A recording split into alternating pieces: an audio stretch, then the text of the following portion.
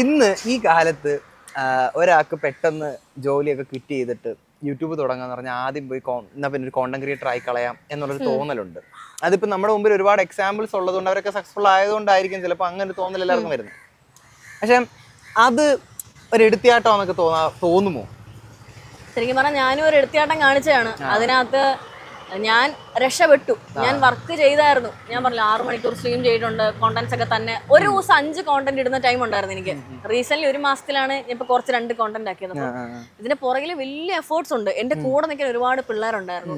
എന്റെ കോണ്ടന്റ് വെട്ടിയിടുന്ന ഒരുപാട് troll pages ഉണ്ടായിരുന്നു. ഇപ്പോഴും സപ്പോർട്ട് ചെയ്യുന്ന പിള്ളേരുണ്ട്.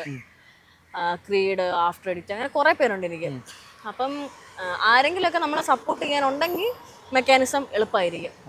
സപ്പോർട്ട് അത് നമ്മൾ പൈസക്ക് വേണ്ടിയല്ല അവർ ചെയ്യുന്നേ, അവർക്ക് തന്നെ ഇഷ്ടമാണ്, അതുകൊണ്ട് അവർ ചെയ്യുന്നു. പക്ഷെ ഒറ്റയ്ക്കുള്ള പടവെട്ട് എങ്ങനെയായിരിക്കും എനിക്ക് അറിയില്ല. എനിക്കിപ്പോ എല്ലാ ചെറിയ ആളുകളും എല്ലാവരും ഒരു കോണ്ടന്റ് ക്രിയേറ്റർ ആവാം. ഓക്കെ, നമുക്ക് നമ്മുടെ 9 to 5 വിടാം.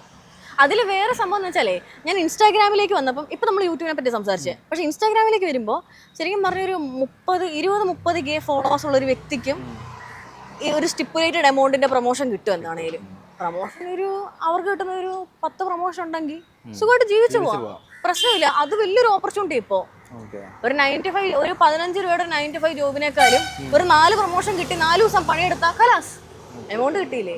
അപ്പൊ അതുകൊണ്ടിട്ട് അത് വലിയൊരു ഓപ്പർച്യൂണിറ്റിയാണ് പ്യുവർലി ഇൻ ഇൻസ്റ്റാഗ്രാം.